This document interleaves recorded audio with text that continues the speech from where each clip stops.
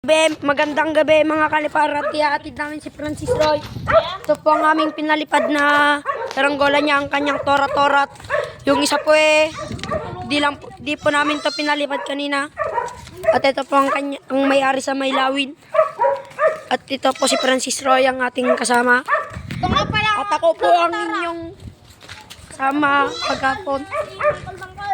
At samahan po natin si Francis Roy sa kanilang bahay.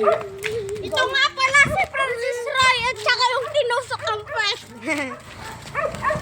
Kupal kasi yan mag-idolo sa school at parang may Ang pangit, boy. parang may pumapasok sa kanyang isip na hindi maganda.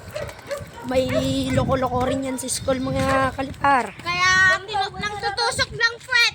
Ito po ang isa namin kasama at malakas rin pumila ng saranggola mga kalipar. Saka gumawa siya ng mini layangan kotek dati, guys. Malit pa yan mga kalipar. Ito nga pala si Roroy. At ito po si Jamak. At ito si Francis Roy.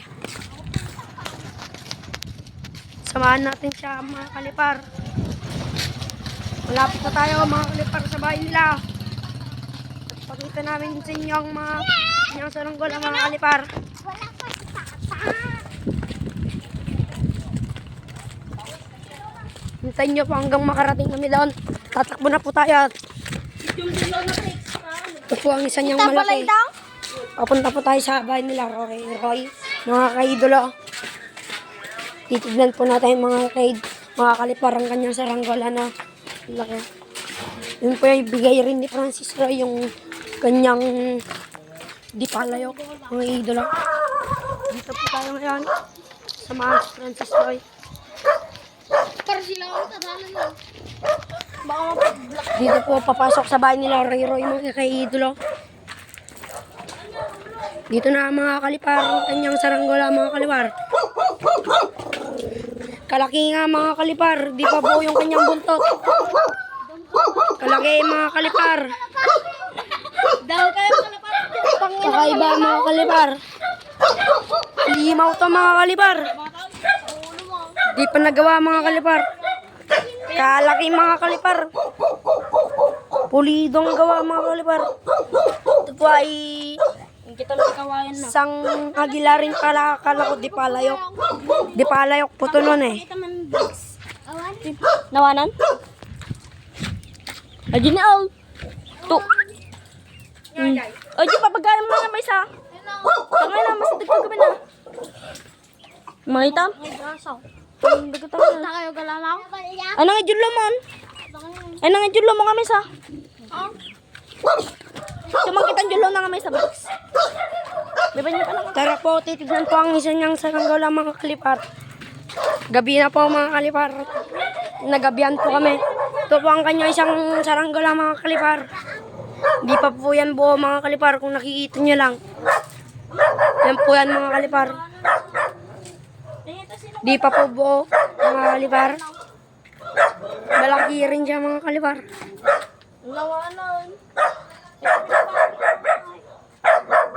May nagarukbang na dito. May nangyari mga kalipar sa kanyang saranggola. Umiba mga kalipar. Babalikan po namin kayo mamaya pag nakarating na tayo sa bahay nila Francis Roy. Kaya hintayin nyo na lang po kami. Muna namin. Ito na mga kalipar. Pupunta na tayo kila Francis Roy. Sabi nila na hintayin namin sila yung tagal na nila mga kalipar. Kaya kami na pupunta sa bahay nila mga kalipar. Kukunin ko pa pala mga kalipar yung aking sumba. Mamaya na lang tayo magsalita mga kalipar.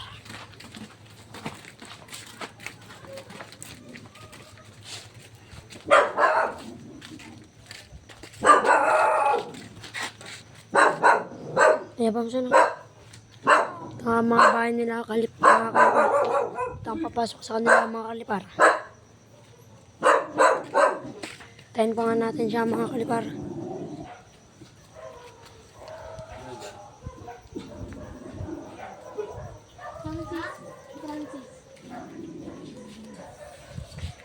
Tagal niya mga kalipar. Ayan na po ang ating sumba mga kalipar. Ito na po ang ating mga sumba mga kalipar. Baba rin yan mga kalipar. Pre, galo nga eh. Ay pang kasi na eh. Tulokanta na. Okay. Ito na po ang ating sumba mga kalipar. Medyo maganda rin nga rin siya mga kalipar. Matigas.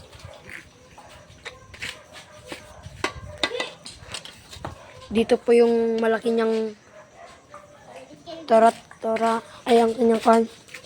Pupuntahan po natin. Tignan po natin kung dito yung mga saranggola niya. Dito nga mga kalipar niya, tinatago mga saranggola niya. Ito pang laking saranggola mga kalipar. Hindi pa yan buo mga kalipar. Nakikipag-swap po ang ating kasama mga kalipar sa tora ni Francis Roy.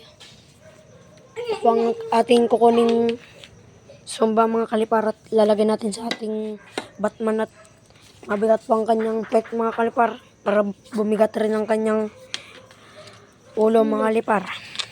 Ito po si Roy mga kalipar. Yun po sila mga kalipar. Tignan po natin mga kalipar ang kanyang mga saranggola dito sa dito nga po pala mga kalipar mga naka-stack mga kalipar. At nga pa mga kalipar, sorry po mga kalipar. Punta na po tayo at papaliparin po natin yung bukas ang kanyang tora na malaki mga kalipar. Dito po naman naka-stack ang mga kanyang kawayan mga kalipar. Eh, anong gagawin ko dyan? Madipil at tata. Bukas mga kalipar. Mayroon mga kalipar. Hanggang dito na lang muna mga kalipar.